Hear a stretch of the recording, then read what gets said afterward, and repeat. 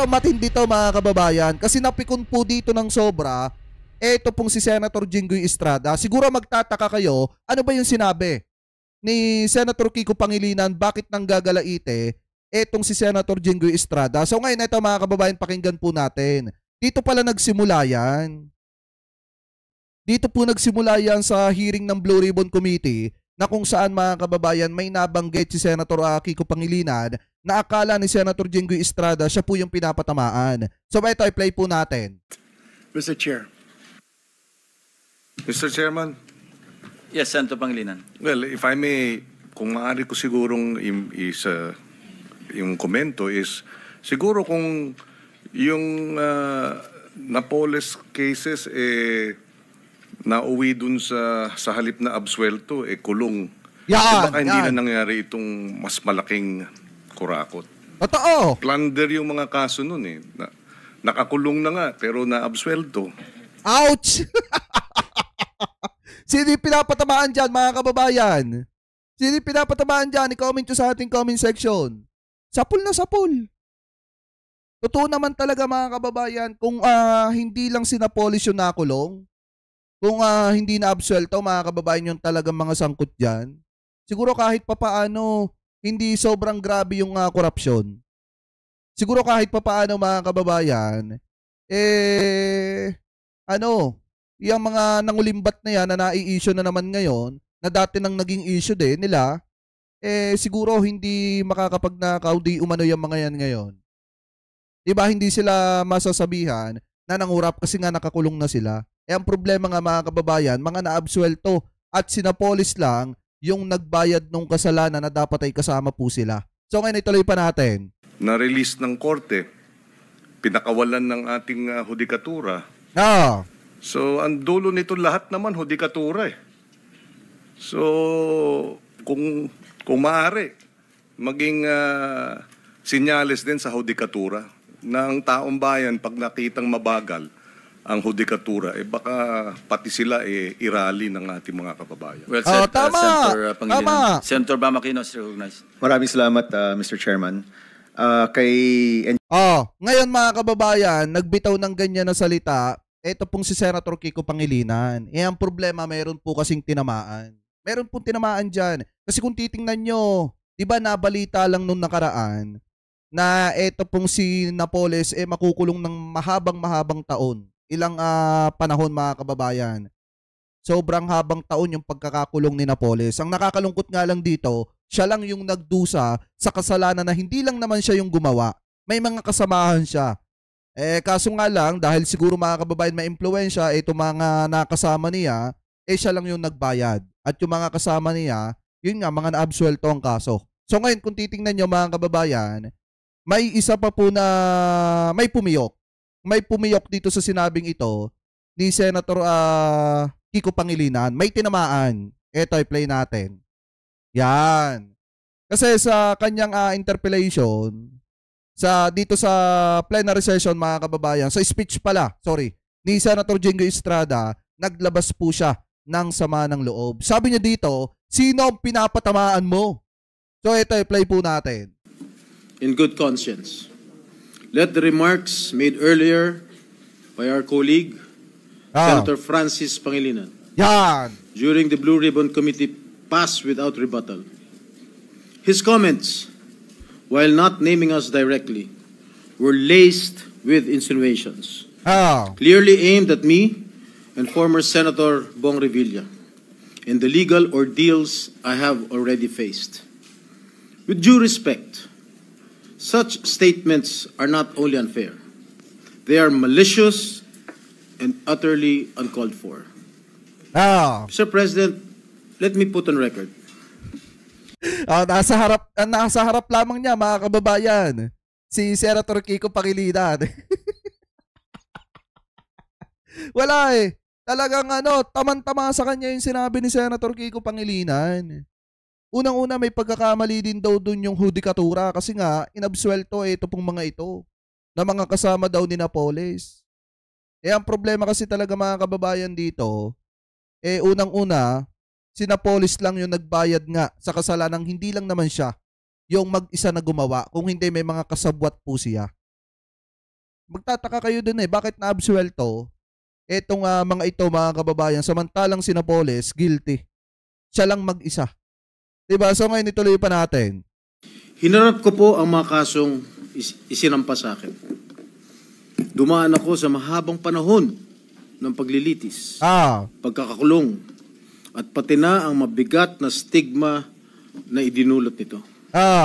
Hindi lamang sa akin, kundi maging sa mga miyembro ng aking pamilya na taon ding nagtiis ng pangungutya, pangmamaliit, at panghusga. Sa huli, napatunayan na walang sapat na batayan ang mga ipinukol sa akin na mga akusasyon. Hindi ko kailanman nanaisin na pagdaanan nito ng sino man sa aking mga kasamahan dito ngayon. Mr. President, the courts have spoken with finality. To cast doubt on these decisions is not only an insult to me personally, but a dangerous affront to the judiciary. Kita nyo mga kababayan, na insulto talaga siya. Kasi tinamaan siya Tama-tama po talaga sa kanya yung sinabi ni Senator Kiko Pangilinan. Kasi nga naman mga kababayan, kung tutuusin, kung ito nga mga ito mga kababayan ay hindi na pawalan sala, baka kahit papaano nabawasan yung issue ng korupsyon dito po sa ating bansa. Kasi nga yung mga nasa sangkot, mga nakakulong na. Ang problema nga daw, napawalan sala, itong mga ito. It undermines the very foundation of our justice system and erodes public trust in due process. Ginoong Pangulo, hindi ako tutol sa sinasagawang pagdinig ng Blue Ribbon Committee. Ngunit, hindi ko pahihintulutan na ang kasalukuyang issue ay gamitin upang idikit muli sa akin ang mga maling paratang at sadyang impluwensyahan ang opinyon ng publiko. Ang mga kasong may kinalaman sa PDAF ay naresolba na ng korte matapos ang masusing proseso ng batas. To insinuate otherwise is nothing less than an attempt to rewrite history and to malign the integrity of the judicial process. I urge my colleagues to exercise prudence, fairness, and much of all, respect. Kita nyo. I too. Wait lang. Tinan nyo nung sinabi niyang respect. Gigil kay Senator Kiko Pangilinan, no? Respect. I too deserve to be heard and to defend myself, whether in this august chamber or before any court of law. I am more than ready to dismantle the baseless lies being peddled in the Blue Ribbon Committee, come hell or high water. And I will not allow discredited narratives to be weaponized for political grandstanding. I will not allow my honor, hard-earned and vindicated by the courts, to be sullied by careless remarks. And I hope the committee, the Blue Ribbon Committee, will expunge from the record such malicious and unwarranted remarks that serve no purpose but to malign and mislead. Thank you, Mr. President.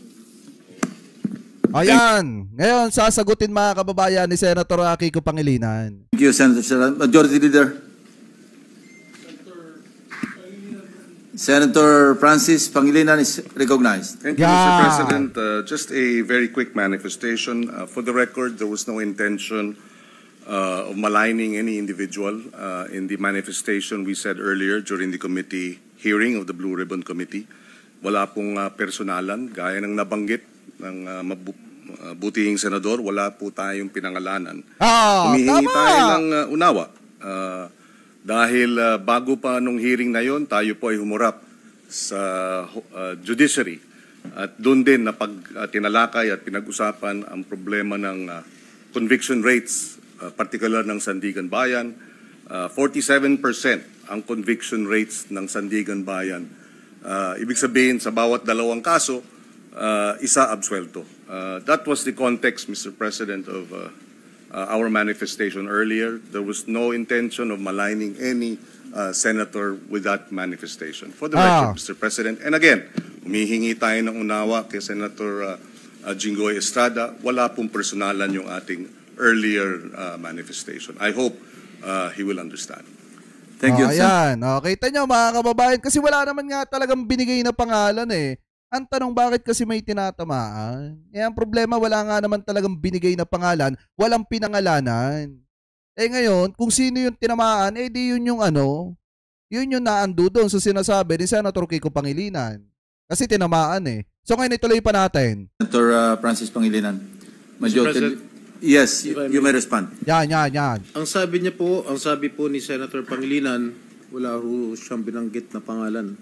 Pero napaka-obvious naman po ang kanyang sinabi kanina dun sa Blue Ribbon Committee. Ang sabi niya, if I may quote, well, if I may, kumari ko siguro ikomento, siguro kung yung Napoles cases inauwi doon, halip na absuelto, kulong. Baka hindi na nangyari itong mas malaking kurakot. Those were the words of Senator Kiko Pangilinan. Sino ba ang pinatatamaan niya? Sino ba pinatatamaan mo? Di ba? It's very obvious that I was being alluded to. Remember, Mr. Senator... Baka naman mamaya, hindi pala ikaw, Senator Jinggoy, yung pinatatamaan doon. Baka malay mo, si Senator Bong Revilla. Ang problema, kinlay mo na ikaw kasi kaparte ka nga nung issue na yon. Pangilinan, that I was acquitted by the court. Are you questioning the decision of the court acquitting this representation? You're a lawyer. I'm not. You shouldn't be talking that way. You are undermining the judicial process in our country. You being a member of the bar. Thank you, Mr. President. Ayan mga kababayan ha. Minute for suspension. Majority Leader. Yes, very Session is suspended. Ayan. Tinamaan kasi mga kababayan kasi nabanggit nga naman talaga yung kay Napoles na issue doon. Dahil nga napag-usapan din yan mga kababayan nung mga nakaraang buwan na kung saan 'di ba nahatulan na nga etong si Napoles mga kababayan at talagang parang ang dating nga panghabang buhay na pagkakakulong yun eh. Kasi nasa 30 something years mga kababayan yung ipinataw na pagkakakulong sa kanya. Gaano kahirap noon? Sabi ko nga po sa inyo, hindi lang siya mga kababayan yung gumawa nung mga katiwalian ng panahon na yon. May mga kasama siya at yung mga kasama niya di umano mga kababayan na absuelto, tapos siya lang yung mag-isa na nahatulan na makulong ng ganong katagal. So ngayon mga kababayan, kung kayo po ang tatanungin, ano po ang masasabi ninyo, hingil po mga kababayan dito sa di umano banggaan ni Senator Kiko Pangilinan at Senator Jinggoy Estrada dahil nga po sa issue ng hudikatura daw mga kababayan na dapat makulong. Ikulong daw mga kababayan yung mga sangkot sa korupsyon, lalo na at ang kaso noon plunder. Bakit daw nakalaya? Parang ang dating kini-question nga naman ni Senator Kiko Pangilinan, pero may point mga kababayan yung sinasabi ni Senator Kiko Pangilinan na dapat nga naman talaga yung mga yon kulong na, kasi kung nakulong nga si Napoles, dapat yung mga kasabwat ni Napoles dapat kasama po talaga doon.